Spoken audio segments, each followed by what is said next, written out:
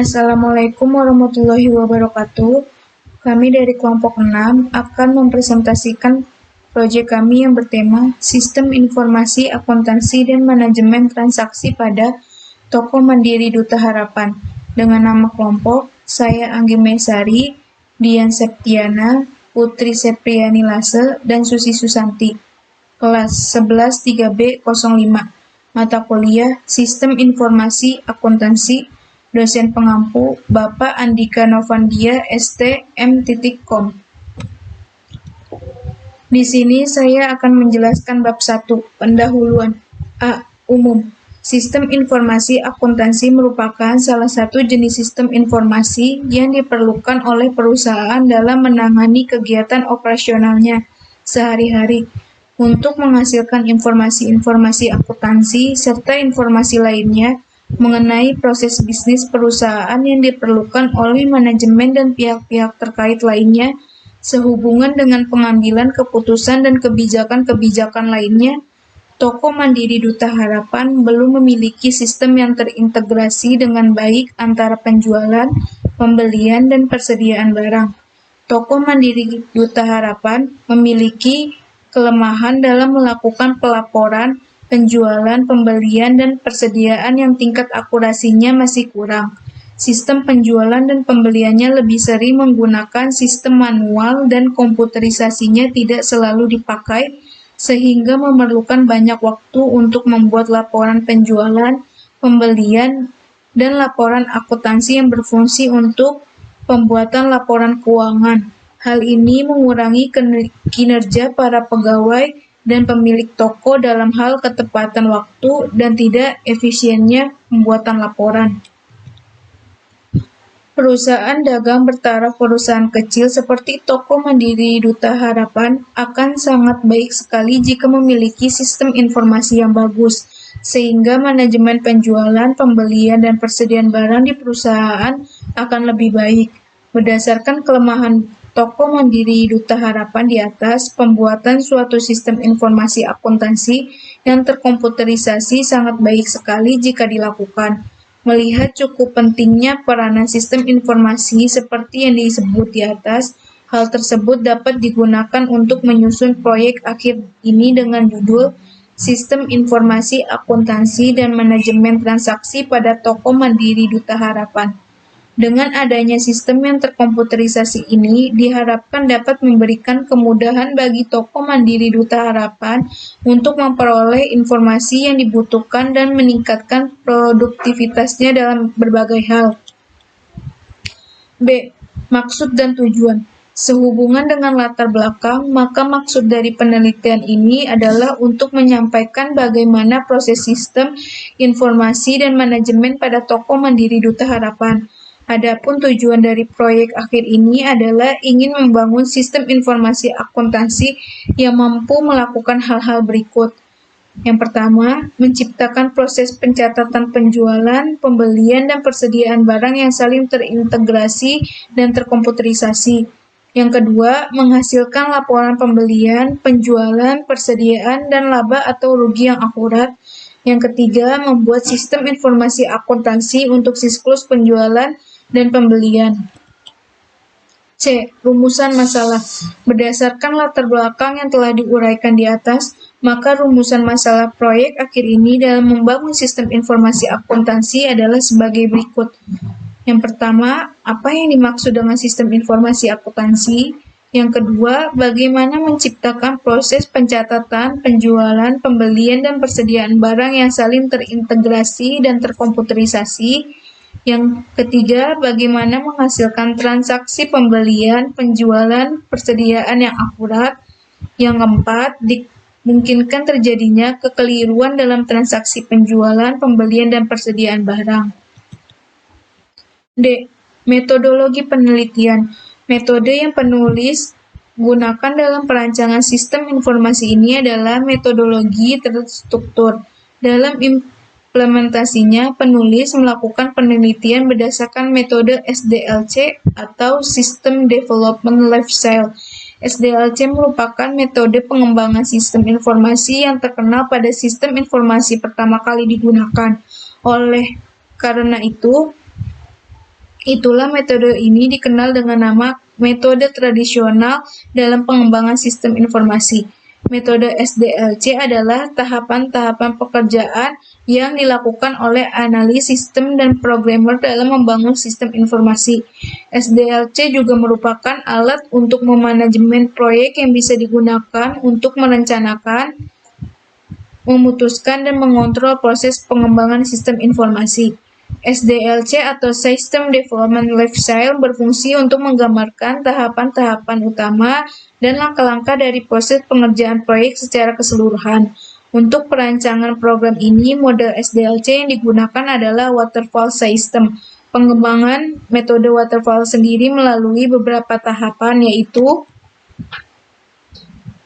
yang pertama, penelitian lapangan atau field research. Penelitian dilakukan dengan cara mengunjungi toko mandiri Duta Harapan untuk mendapat data dan informasi.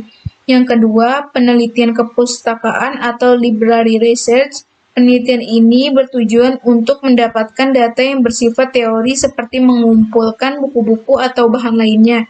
Yang ketiga, observasi. Observasi yang dilakukan penulis adalah mengamati secara langsung data yang diperoleh. Yang keempat, analisis perangkat lunak. Kegiatan analisis perangkat lunak meliputi analisis spesifikasi perangkat lunak yang akan digunakan sebagai alat bantu penelitian. Yang kelima, perancangan perangkat lunak. Perancangan perangkat lunak meliputi perancangan keras dan perancangan antarmuka dari hasil analisis. Yang keenam, implementasi perangkat lunak. Implementasi dari hasil analisis dan perancangan perangkat lunak. Yang ketujuh, pengujian perangkat lunak, pengujian terhadap perangkat lunak yang telah diimplementasikan.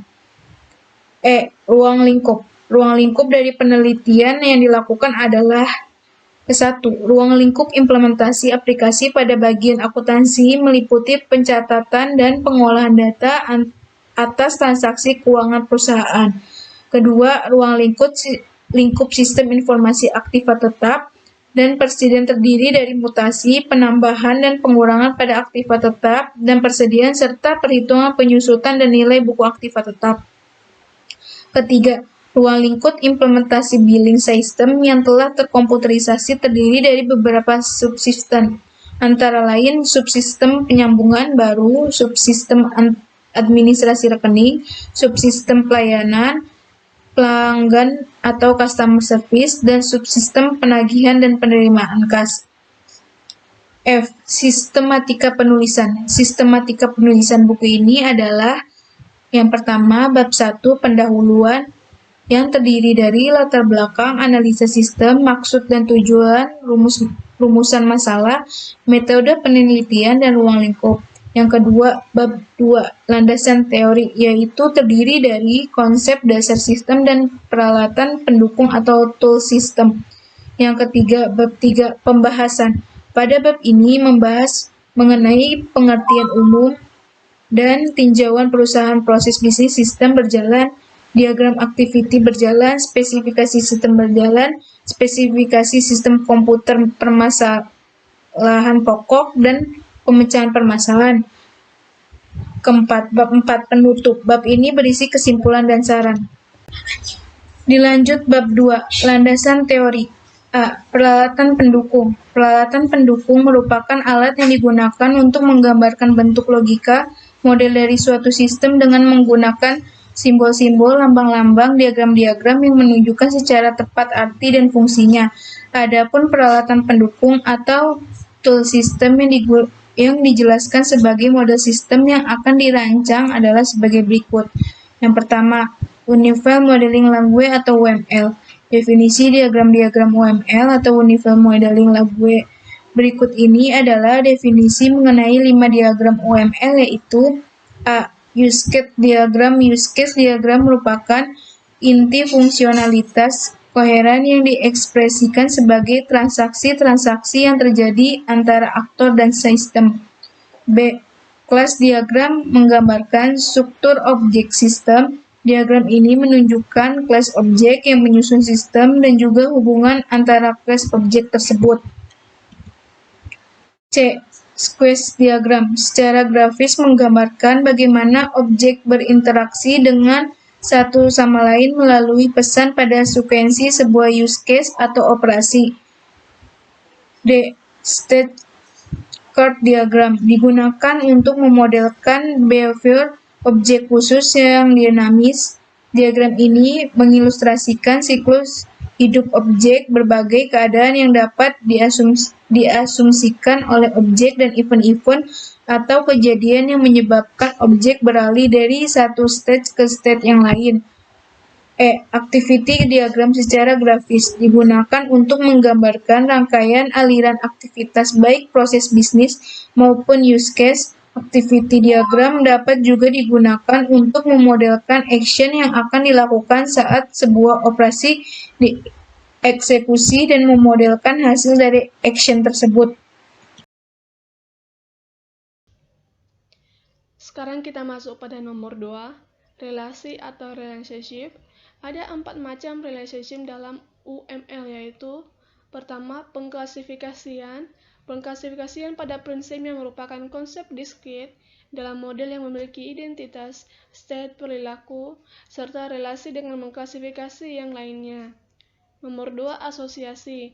Pada dasarnya mendeskripsikan koneksi diskrit antara objek atau antar instansi lain dalam sistem atau perangkat lunak yang sedang dikembangkan. Nomor 3, generalisasi, menggambarkan hubungan antara use case yang bersifat umum dengan use case yang bersifat lebih spesifik. Nomor 3, realisasi relasi. Realisasi menghubungkan elemen-elemen model, misalnya kelas ke elemen-elemen model lainnya, seperti suatu antaramuka yang menyediakan spesifikasi perilaku, tetapi bukan strukturnya atau implementasinya. Nomor 3, use case diagram. Berikut simbol use case.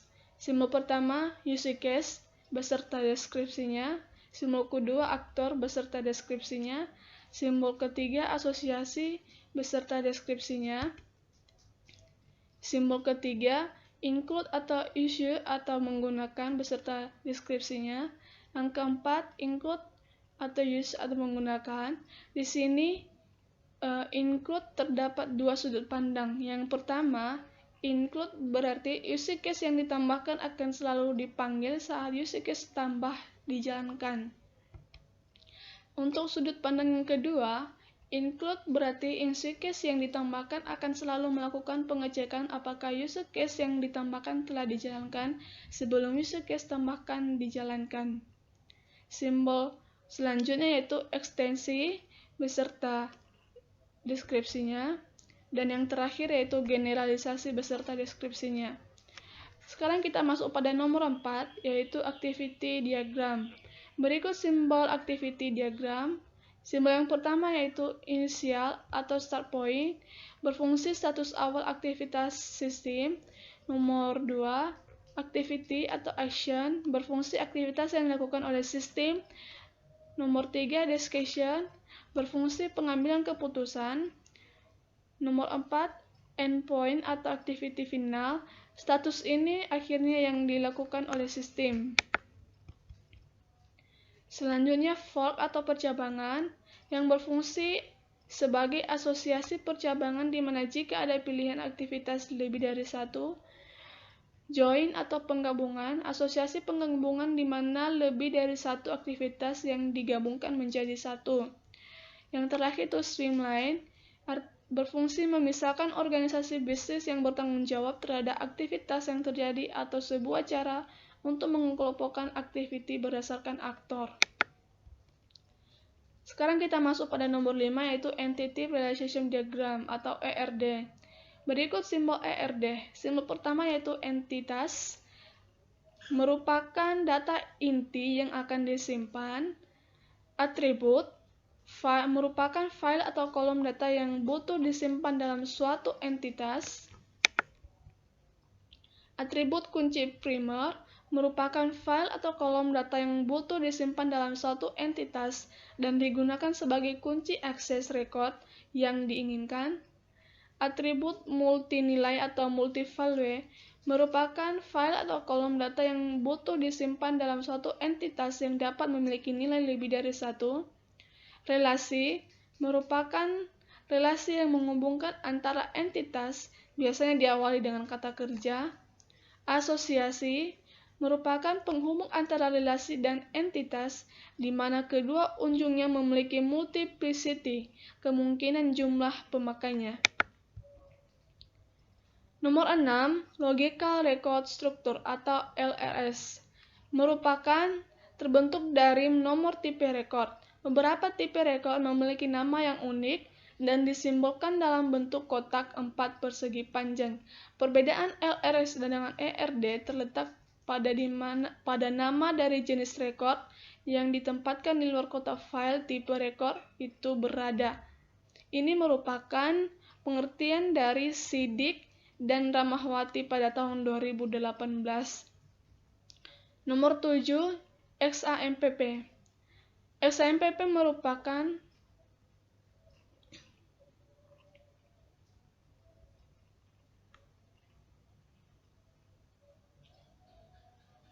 Nomor 7, EXAM.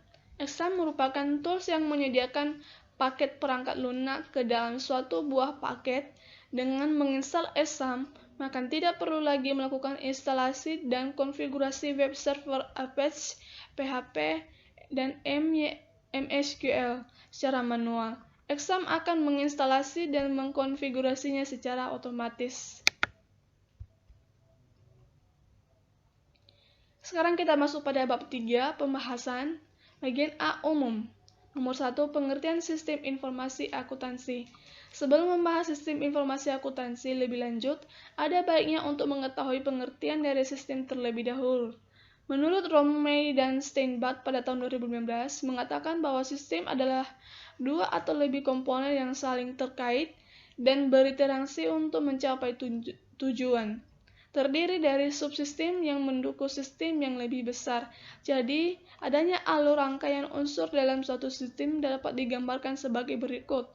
Ini merupakan gambar alur sistem yang terdiri dari input, proses, dan output. Masukan atau input merupakan sumber tenaga untuk dapat beroperasinya sebuah sistem. Setelah input dilakukan, selanjutnya suatu proses yang mengubah masukan menjadi keluaran atau output, yang merupakan hasil operasi atau tujuan atau sarana atau target pengoperasian suatu sistem. Informasi menurut Chris Maggi pada tahun 2015, informasi adalah data yang telah diorganisasi dan telah memiliki kegunaan dan manfaat. Hal ini serupa disampaikan oleh Romney dan Steinbach pada tahun 2015. Informasi atau information adalah data yang telah dikelola dan diproses untuk memberikan arti dan memperbaiki proses pengambilan keputusan. Sebagaimana perannya, penggunaan membuat keputusan yang lebih baik sebagai kuantitas dan kualitas dari peningkatan informasi. Jadi, alur informasi dapat digambarkan sebagai berikut. Ini merupakan gambar dari alur informasi yang terdiri dari data, baru masuk ke pengolahan data, baru informasi. Jadi dapat disimpulkan bahwa informasi adalah data yang telah dikelola, diproses, dirubah, dan disajikan untuk memberikan arti dan berguna dalam aktivitas pengambilan keputusan. Setelah mengetahui pengertian sistem dan informasi, selanjutnya definisi akuntansi dalam buku yang ditulis oleh Romney dan Steinbach pada tahun 2015 dijelaskan, akuntansi adalah proses identifikasi, pengumpulan dan penyimpanan data serta proses pengembangan, pengukuran, dan komunikasi informasi. Secara keseluruhan, bila sistem, informasi, dan akuntansi disatukan, akan diberikan definisi seperti teori yang dikemukakan oleh sistem informasi akuntansi menurut Romney dan Steinbach pada tahun 2015. Sistem informasi akuntansi adalah sistem yang digunakan untuk mengumpulkan, mencatat, menyimpan, dan mengelola data untuk menghasilkan suatu informasi. Untuk 16 mengambil keputusan sistem. Sistem ini meliputi orang, prosedur, dan instruksi data, perangkat lunak, infrastruktur teknologi informasi, serta pengendalian internal dan ukuran keamanan. Dapat disimpulkan bahwa sistem informasi akuntansi adalah komponen yang mengumpulkan, mencatat, memproses, dan mengelola untuk menghasilkan informasi bagi pengambilan keputusan. Bagian B. Tinjauan perusahaan. Dalam tinjauan perusahaan berisi sejarah perusahaan, struktur organisasi, serta fungsi dari masing-masing bagian yang ada dalam perusahaan tersebut. Nomor 1. Sejarah. Toko Mandiri Duta Harapa berdiri pada tahun 2000. Toko ini didirikan oleh Bapak Yuda yang berasal dari Malang. Awal mula pendiri toko ini dimulai dari suatu rumah di mana sebelumnya digunakan sebagai tempat penitipan motor, sehingga modal yang digunakan untuk membangun toko ini merupakan hasil dari jasa penitipan motor tersebut. Sekitar tahun 2005, Bapak Yuda mulai mengembangkan dan melakukan perubahan sedikit demi sedikit. Rumah yang awalnya tempat penitipan motor menjadi warung kecil yang menjual makanan dan minuman. Karena lokasi warung tersebut dekat dengan pasar dan melihat adanya peluang makan, maka Bapak Yuda melakukan perkembangan dan perubahan lagi. Setelah mendapatkan konsumen, yakni para pedagang yang ada di pasar, Bapak Yuda mulai menambahkan jumlah persediaan barang di warung kecilnya. Warung tersebut berubah menjadi toko kecil dengan menambah barang dagangnya. Tidak ada visi misi pada perubahan menjadi toko tersebut, karena pemilik hanya fokus mengembangkan dan memenuhi kebutuhan konsumen pada saat itu. Toko yang sudah mulai berkembang dan memiliki konsumen tetap akhirnya mulai menyediakan barang persediaan seperti sembako dan barang-barang kebutuhan sehari-hari lainnya. Awal tahun 2010, di mana saat-saat mulai modern, pada zamannya Bapak Yuda mulai mempunyai pemasok-pemasok tetap dan yang setiap minggunya melakukan order pembelian barang untuk memenuhi kebutuhan barang dan permintaan konsumen yang terus meningkat. Akhirnya beliau berniat untuk menambah modal dengan meminjam uang di bank. Adanya penambahan modal, maka barang yang dijual semakin bertambah dan lengkap. Selain produk sembako dan barang kebutuhan sehari-hari, beliau juga sudah mempunyai pemasok produk rokok. Dengan adanya pemasok produk rokok, beliau harus membutuhkan modal yang lebih besar lagi. Peluang ini Bapak Yuda memanfaatkan pinjaman bank untuk menambah persediaan terutama rokok. Sehingga saat ini, toko ini menjual beragam kebutuhan yang lengkap. Dengan dibantu oleh anak dari Bapak Yuda, mulai awal tahun 2015, toko ini merubah menjadi konsep bisnis yang menjadi semi-swalayan. Jadi, untuk beberapa produknya sudah di-display oleh pengguna atau pengunjung dapat mengambil barang yang dibutuhkan. Namun, khusus produk rokok sendiri masih dilayani dengan cara dilayani oleh karyawan toko. Hal ini dikarenakan produk rokok yang rawan tidak pencurian dan nilai barangnya yang tinggi. Pada toko ini, produk rokoklah yang mempunyai tingkat penjualan paling tinggi. Sekarang kita masuk pada nomor 2, yaitu struktur organisasi. Toko Mandiri Duta Harapan juga menerapkan struktur organisasi. Struktur organisasi ini merupakan pembagian tanggung jawab fungsional untuk melaksanakan suatu kegiatan maupun usaha bisnisnya. Struktur organisasi Toko Mandiri Duta Harapan adalah sebagai berikut. Ini merupakan gambar dari struktur organisasi yang terdiri dari 3. Pertama, bagian pemilik atau owner, baru bagian keuangan, baru bagian karyawan.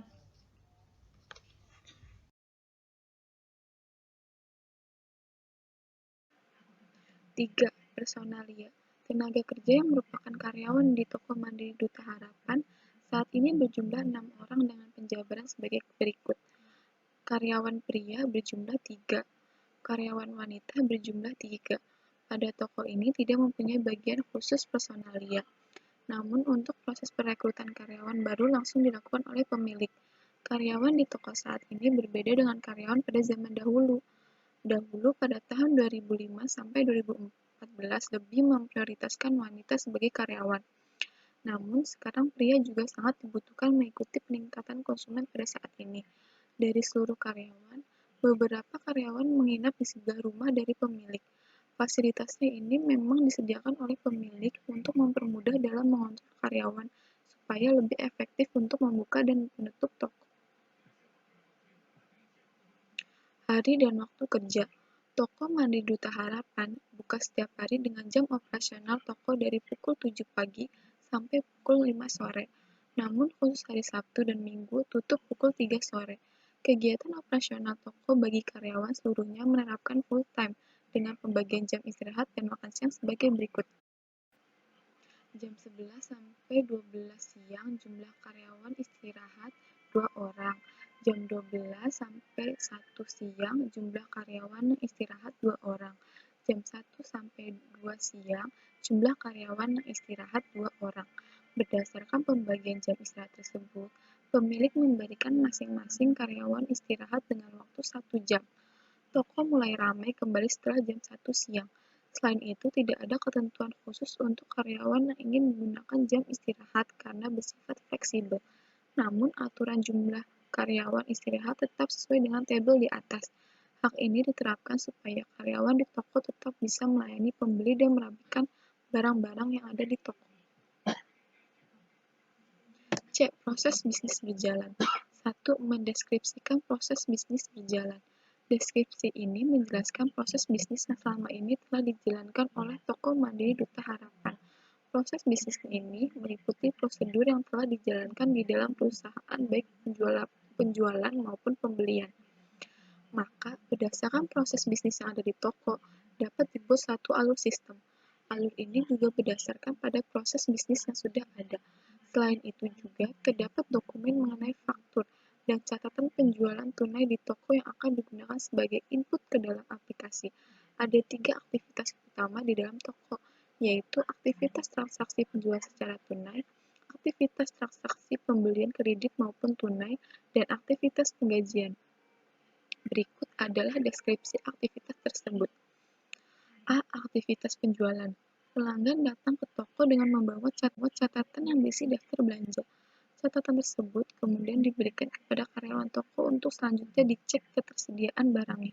Bila dari daftar belanja pelanggan terdapat barang yang tidak ada atau kosong, maka nama barang tersebut akan dicoret oleh karyawan.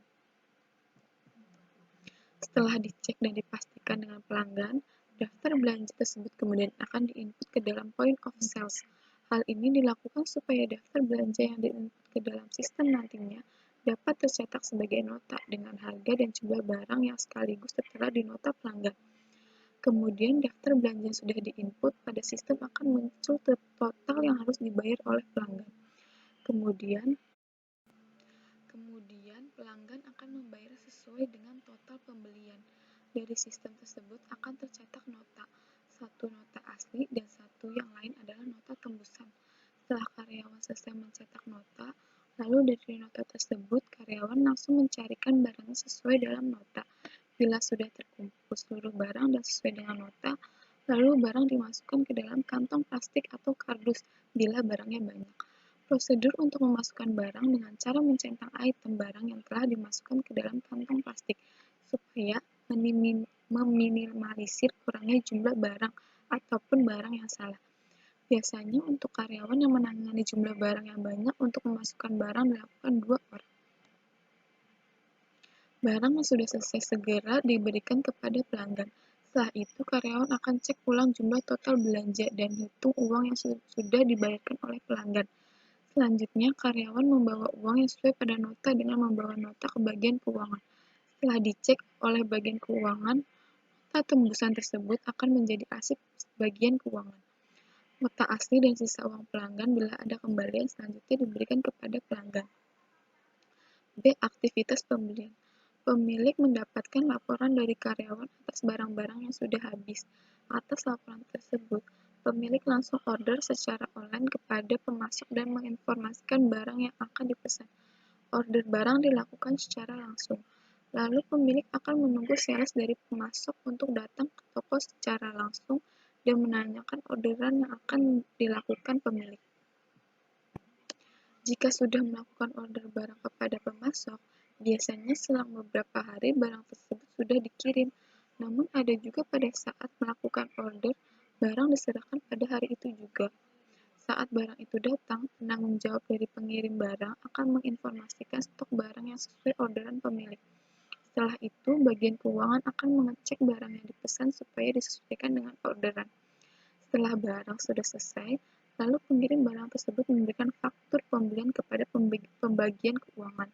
Faktur yang diberikan kepada pembagian keuangan, selanjutnya bagian keuanganlah yang akan memberikan jumlah uang yang sesuai dengan jatuh tempo pembayaran pada faktur pembelian, bila pembelian dilakukan secara kredit. Namun, bila pembayaran dilakukan pada hari itu juga, bagian keuangan akan langsung memberikan sejumlah uang yang terdapat pada faktur. Faktur tembusan tersebut akan dikembalikan oleh pengirim barang, lalu faktur asli akan menjadi arsip bagian keuangan. C. Aktivitas penggajian. Aktivitas penggajian di toko dilakukan pada awal setiap bulannya. Pada prosedur penggajian dikerjakan oleh bagian keuangan dengan pengawasan dari pemilik secara langsung. Bagian keuangan akan merekap seluruh data karyawan. Selanjutnya akan menghitung jam kerja karyawan. Setelah setiap karyawan mendapatkan hasil hitungan gaji sesuai dengan jam kerja, lalu bagian keuangan juga akan merekap pengeluaran kas yang digunakan untuk menggaji karyawan.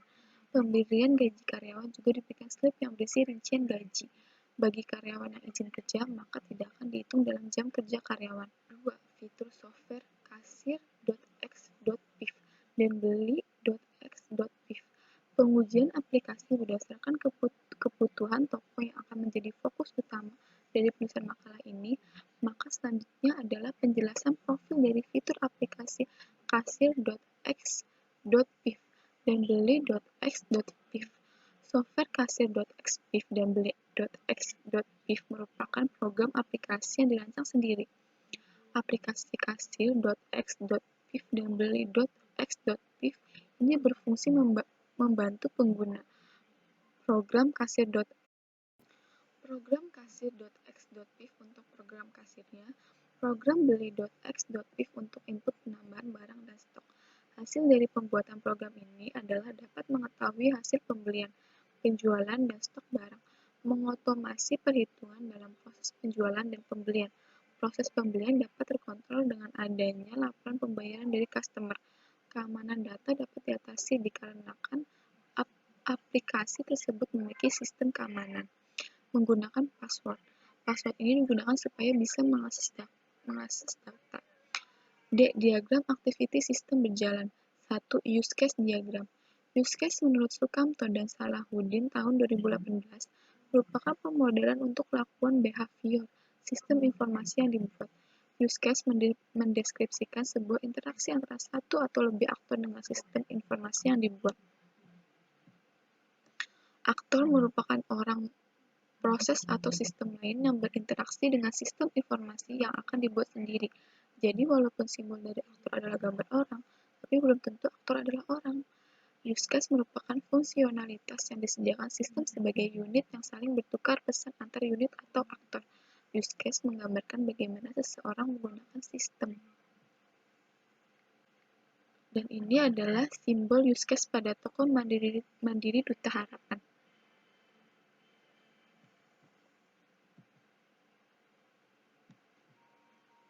Dua, activity diagram. Diagram aktivitas atau activity diagram menggambarkan workflow atau aliran kerja atau aktivitas dari sebuah sistem atau proses bisnis atau menu yang ada pada perangkat lunak. Menurut Sukamto dan Salahuddin tahun 2018. Diagram aktivitas menurut Sukamto dan Salahuddin tahun 2018 adalah banyak digunakan untuk mendefinisikan hal-hal berikut. 1. Rancangan proses bisnis. 2. Urutan atau pengelompokan tampilan dari sistem atau user interface. 3. Rancangan pengujian. Ini adalah activity diagram pada toko Mandiri Duta Harapan.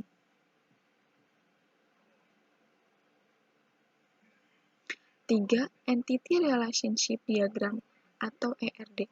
Menurut Sukamto dan Salahuddin tahun 2018, pemodelan awal basis data yang paling banyak digunakan adalah menggunakan Entity Relationship Diagram atau ERD. Berikut struktur ERD yang digunakan.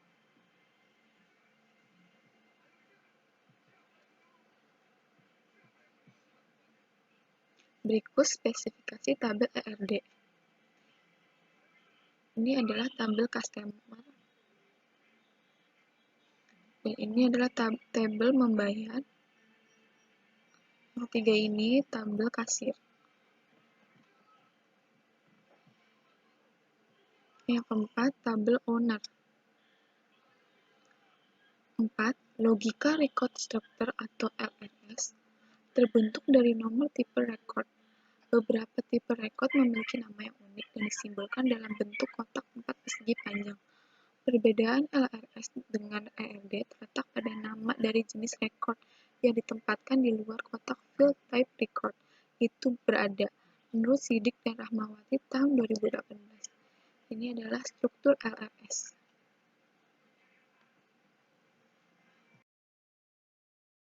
Spesifikasi sistem berjalan. Spesifikasi dokumen sistem berjalan ini merincikan bentuk-bentuk dokumen yang masuk dan dikeluarkan sistem penjualan barang komputer pada Blok Mandiri Duta Harapan. Spesifikasi dokumen sistem berjalan ini terdiri dari bentuk dokumen masukan dan bentuk dokumen keluaran.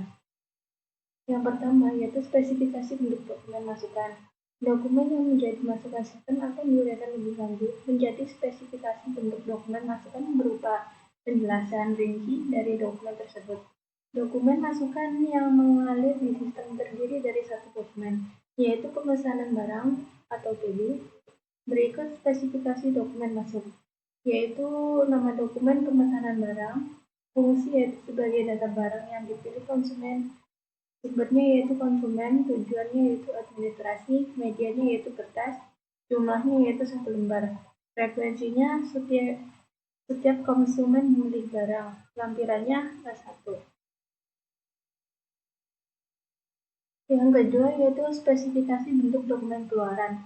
Dokumen yang menjadi keluaran sistem akan diuraikan lebih lanjut menjadi spesifikasi bentuk dokumen keluaran berupa penjelasan rinci dari dokumen tersebut. Dokumen keluaran yang dialirkan oleh sistem terdiri dari 3 dokumen yaitu price list atau PL, nota penjualan atau NP, dan laporan penjualan atau LP. Berikut adalah contoh dokumennya, yaitu nama dokumen price list. Fungsinya yaitu sebagai referensi spesifikasi dan harga barang. Sumbernya yaitu administrasi, tujuannya yaitu konsumen, medianya kertas, jumlahnya yaitu 1 lembar, frekuensi yaitu setiap konsumen datang. Lampirannya B1.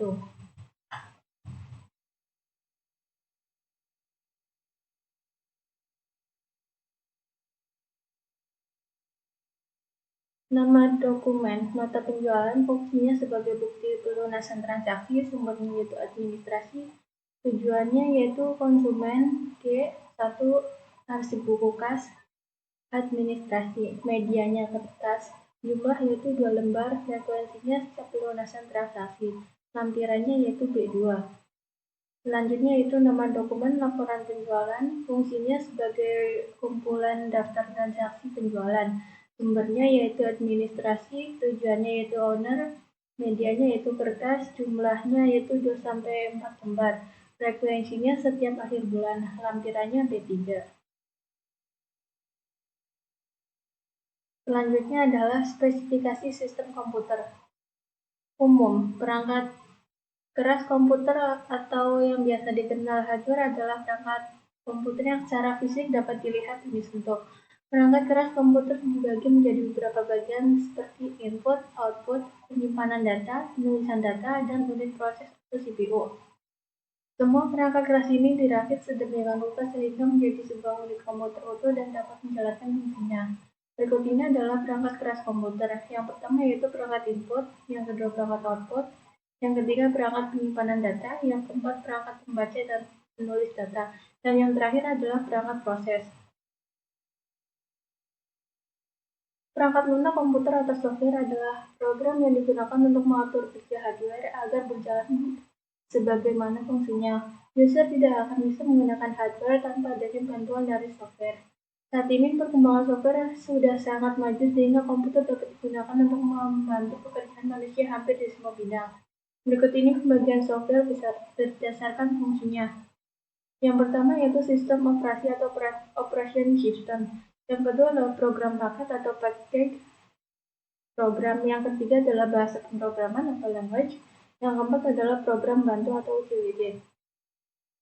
Perangkat lunak atau software. Perusahaan menggunakan software point of sale versi NGFROG Red Hat V1 sebagai pencatatan transaksi penjualan pada hari itu juga. Untuk pelanggan yang melakukan belanja secara online dapat memesan melalui smartphone dengan aplikasi WhatsApp.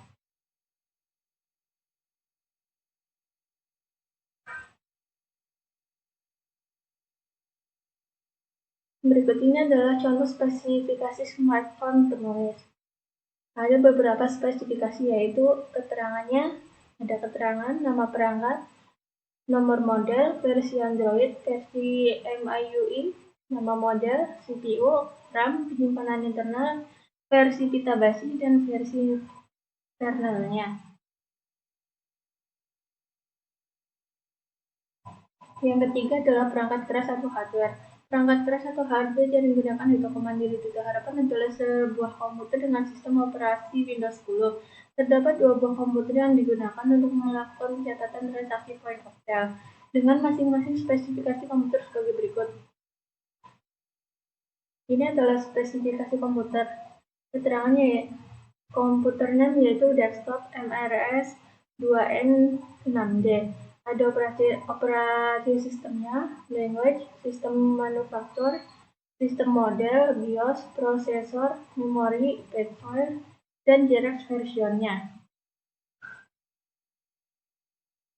Komputer ini telah diinstal point of sale yang dijadikan kegiatan transaksi penjualan pada pelanggan. Selain itu juga terdapat handphone dengan basis Android yang digunakan pemilik untuk melayani beberapa pelanggan yang memesan online. Selanjutnya yang keempat yaitu permasalahan pokok. Setelah melakukan riset pada toko mandiri Duta Harapan, penulis menemukan beberapa masalah pokok yang mengganggu kelancaran aktivitas atau operasional perusahaan. Apabila di permasalahan ini tidak diselesaikan, maka akan merugikan pihak perusahaan tentunya. Adapun permasalahan pokok tersebut akan diuraikan sebagai berikut. Yang pertama yaitu pengarsipan terhadap data yang berkaitan dengan perusahaan masih menggunakan pembukuan yang rentan akan kerusakan atau hilang yang berdampak buruk terhadap kinerja perusahaan. Yang kedua yaitu kurangnya teknik handal yang ada di toko mandiri Duta Harapan yang mengerti dan ahli di dalam bidang masing-masing, khususnya bidang IT khususnya yaitu administrasi. Dan yang terakhir yaitu apabila konsumen melakukan komplain tentang penjualan di mana barang yang diterima tidak sesuai dengan nota penjualan, maka memerlukan waktu dan proses terhadap pemulihan dari kesalahan tersebut dikarenakan pencarian nota penjualan harus disortir satu persatu.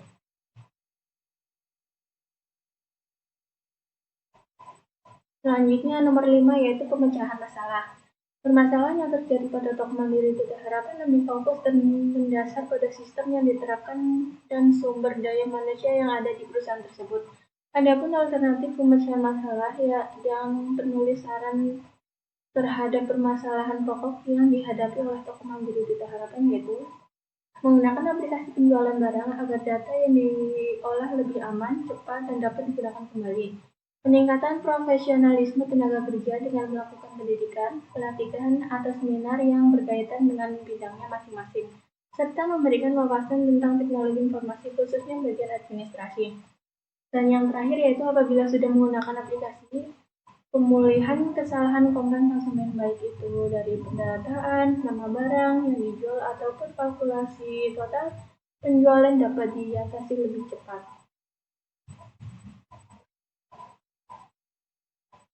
Bab 4 penutup. Kesimpulannya, sistem informasi akuntansi adalah suatu sistem yang bertugas mengumpulkan data dari kegiatan-kegiatan perusahaan dan mengubah data tersebut menjadi informasi serta menyediakan informasi bagi pemakai di dalam maupun di luar perusahaan.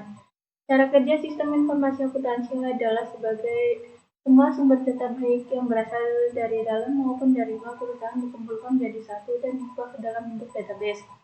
Semua data yang telah berbentuk database diubah dengan menggunakan perangkat lunak menjadi sebuah informasi yang lebih bermanfaat bagi semua pemakai informasi. Kemudian, data yang telah diubah menjadi informasi yang disampaikan ke semua pemakai yang membutuhkan. Peranan sistem informasi akuntansi adalah memperbaiki kualitas dan mengurangi biaya dalam menghasilkan barang atau jasa, memperbaiki pengambilan keputusan, menciptakan keunggulan kompetitif. Golongan sistem informasi akuntansi terbagi menjadi dua yaitu golongan pemakai internal dan golongan pemakai eksternal. Pengolahan data dalam sistem informasi akuntansi yaitu pengumpulan data, manipulasi data, penyimpanan data, dan penyimpanan dokumen. Contohnya yaitu sistem informasi akuntansi adalah sistem distribusi barang.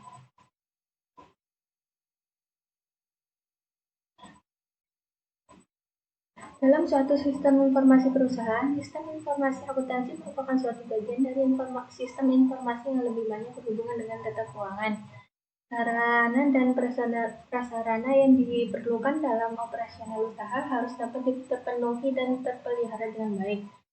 Dan yang terakhir yaitu perlu adanya peningkatan pengetahuan dan pelatihan guna mengantisipasi perkembangan. Dan semoga isi dalam makalah ini bisa bermanfaat bagi kita semua dan dapat melakukannya dalam kehidupan sehari-hari agar bisa mengatur keuangan dengan mudah dan benar. Berikut ini adalah daftar pustaka dari makalah yang kita buat. Yaitu yang pertama ada Faiz Zamzami Nabila Dutanusa Indah Arifin Faiz 2006 Sistem Informasi Akuntansi Gajah Mada University First. Yang kedua adalah Taufan Adi Kurniawan MACC Angka 2020 Sistem Informasi Akuntansi dengan Pendekatan Simulasi. Yang ketiga adalah TM Box 2017 Buku Sistem Informasi Akuntansi Esensi dan Aplikasi. Yang keempat adalah Kris Miyaji 2015 Sistem Informasi Akuntansi penerbit yaitu YKPN. Yang kelima yaitu Kurnia Cahya Lestari Eskom MAK Arni Muarifah Hamli ST 2020 Buku penulis Sistem Informasi Akuntansi beserta contoh penerapan aplikasi Sia sederhana dalam UMKM. Dan yang terakhir yaitu Dr. Icenik Ardang MMAK CA Hendro Lukman SEMM 2016 Sistem Informasi Akuntansi Mitra Wacana Media. Lampiran 1 yaitu daftar pertanyaan. Yang pertama, bagaimana sejarah singkat berdirinya toko ini? Kemudian, mulai tahun berapakah konsep semi swalayan diterapkan? Menurut Anda, apakah dengan lokasi yang berdekatan dengan pasar dapat menambah nilai pemasukan toko? Bagaimana struktur organisasi pada toko ini? Selanjutnya, apa saja tugas tanggung jawab dan wewenang berdasarkan struktur organisasi yang tersedia?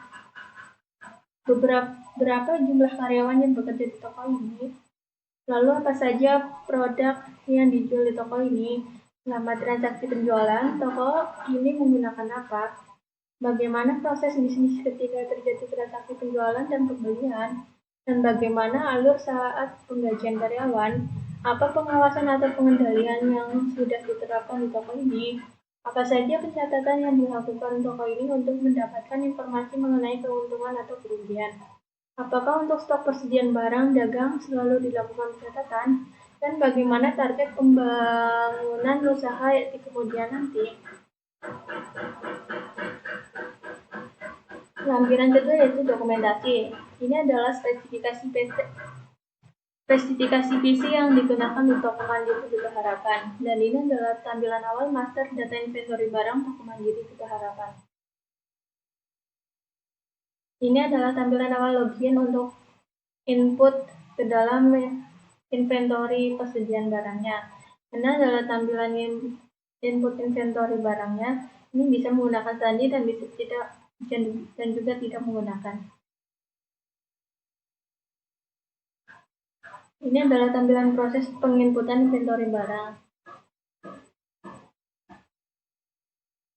Ini adalah menu awal transaksi pada toko Mandiri Duta Harapan. Dan ini adalah pilihan menu awal kasir. Ini adalah tampilan awal kasir jika ada pembeli yang ingin membeli barang di situ. Berikutnya adalah proses input penjualan.